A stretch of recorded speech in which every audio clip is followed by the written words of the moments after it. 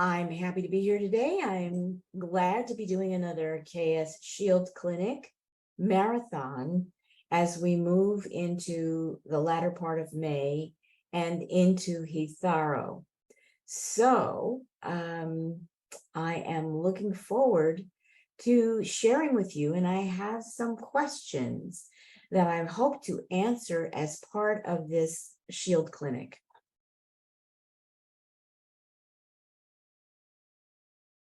So here are some of the questions that I will do my best to answer while we're in this process together. And I am recording this because this is as much for the benefit of future Living Lessons Library members as it has been for the benefit of people who have been part of the KS-CDT marathons for 2022. And in that group, there are 43 members. And my offer at that time was you were free to come in and watch. And then if you wanted the recordings, you could pay a very nominal donation to access the recordings. And this year, that process has changed starting this year because Living Lessons Library is now a bona fide organization. And if you make a donation or you take out a membership, that is something that you can deduct from your taxes if you happen to be working. So I think it's important to note that, but also there are, for years, expenses that I just forked out of my own pocket to do the best I could to keep things moving along. As the funnel of what's available in our world got narrower and narrower and narrower, and then we had the pandemic, and that completely reshuffled the employment deck. And some people were thinking they could go into self-employment and freelance and do better than with their jobs. We know that all of that has been reshuffled, and very little of it has worked out the way that we thought or the way that we might have planned. So during the time of COVID, I wrote a book because I could not see a way clear to the other side of what the pandemic would ultimately bring for all of us to have to deal with. So I continued to hunker down with what I was doing with my product, which has helped more people than before. And I continued to ask really good questions while I continued with my own inner process and development, working on what comes to me internally through my own direct line from source and from the beloveds, and sometimes even from the elementals. So today's presentation is about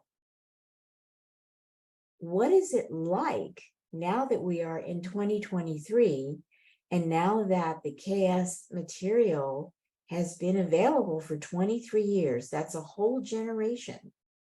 What is it like now that that information was available in the ways that it was, which progressed over time? In 2023, what is it like to be part of what could be a very local grid stewardship commission or project that you are meant to be part of? And discovering what you're meant to be part of is really part of how we get to know what is happening in our DNA, how much of our junk DNA has been assembled, how fluid we are with energy flows happening between dimension 1, atomic body, dimension 2, emotional body, dimension 3, mental body, and each of those bodies has an associated energy field and shield. So in dimension 1, it is your Maharic shield. In dimension 2, for the emotional body, it is your telluric shield. And for dimension 3, it is for your Radic shield. So there's a vast amount of information that many people have invested enormous amounts of time, money, and energy, both paid and volunteer, to keep this information flowing. Living Lessons Library is meant to be for the next 23 years, the next generation. that will take us to 2047, which is when whatever we're going to choose to do will be abundantly clear in terms of our own transition into the red pulse, starfire, starburst situation. We are in it. It is not going to go away. It is going to become more and more exacerbated. Because this is true, but because the information has been available for a long time now, we do have, if you never attended a KS workshop live, you do have the availability of access to this information from a variety of sources. I'm just one, but I also know that I'm able to bring in what I call sidebar commentary from the crystal CDT plate level of information. So I'm going to read to you now some of the questions that I thought a few of you may have in looking at this now and in the future as members of Living Lessons Library, and having come in because you're aware of what I've offered in my past through 33 years of being on this journey and being a walk-in to be on this journey, which I'm going to talk a little bit about in a minute. So here are the questions, and I am going to read them. They are in the Telegram group at the moment. But once this particular session is over, I will be deleting that information.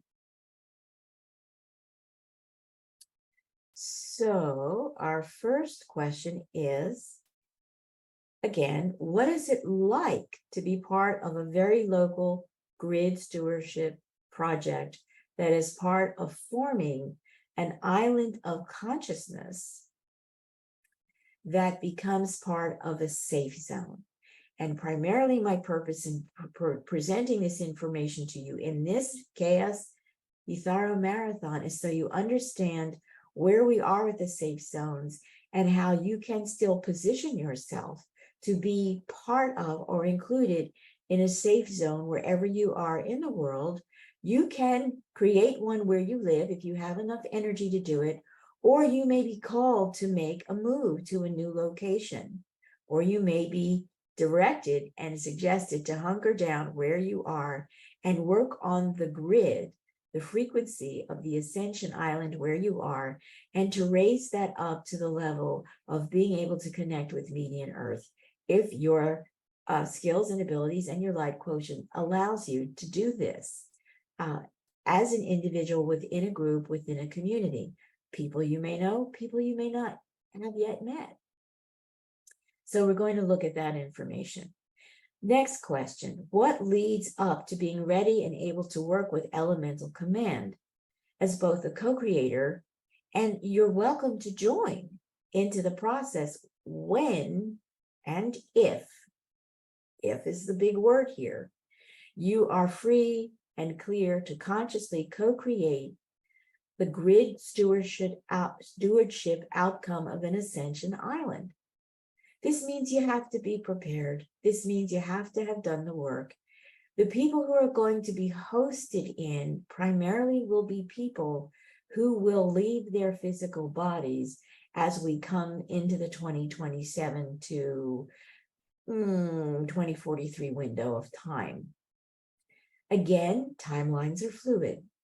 Again, what you do, the inner work that you do with your energy field, with your emotional body, most importantly, and then with your atomic body, and then bringing your emotional and your atomic body into unification so that you can coordinate the next level of clearing and cleansing and adaptation of frequency and adding more living light to your own personal energy field is possible for you. And you need your atomic body and your emotional body to be really well unified for that to take place, because the real battlefield right now is the battlefield of the mind. Next question. Let me take a little move down here. I'm trying to be very careful with moving this cursor because it just isn't particularly delicate. Okay, next question. What observations, discernment choices need to be made to protect the Ascension Island and those who are on it from those who are not a frequency match? Important question. I'm going to take a sip of water. Water. In Philadelphia, we say water. It's a colloquialism. Water. Water. Not even sure how you would spell that. Water. How do we Christically steward the relationships where those wanting onto an Ascension Island, but they're not prepared, they do not carry enough Shalaya-like quotient, and they're not yet ready or willing to take additional training up internally and on their own? Next question. How or are you obligated to be dragged into their lower frequency to help them ascend? Are you obligated to be dragged into their lower frequency to host them through your own shield affiliations? This is going to be important because as we get further out, you're going to be, unless you're able to renew and regenerate your own Shalaya light quotient on a daily or weekly basis, you're not going to have the energy to spare to assist other people. And then it's going to be, as on the airplane, put your oxygen mask on first if there's an issue, and then see if you're able to be helpful to others. Next question. What impact can you have in this Ascension Island grid stewardship circumstance that can then only be about what you broadcast generally through your own frequency and your arrangement of your energy field? And you do this as part of your everyday normal movement and activities. Next question. What does this look like in your life? And what does validation look and feel like? Next question. What consciousness do you need to hold to nurture, sustain, protect your Shalaya light quotient while not allowing yourself to be drained by others? At the same time, you remain as present and available to the Christic bridge as you can be. What techniques, self-care, use of voice, use of silence do you own as fully embodied and expressed by you? But I have to work with what is available here on Telegram. So these considerations that I presented so far are part of local Ascension Island grid stewardship, again, as an individual or as part of a group, large or small. Could be community organizations that you're working with, neighborhood groups that you're working with, friends that you've known for years, people who are involved perhaps in your Quaker meeting or your Unitarian church, or wherever you are gathering to live a Christic form of worship. And the Ascension Island that you are assigned to assist with elevating to ascension level frequency accretion, what do you bring to that process? And be clear about what you bring to that process and how you bring it.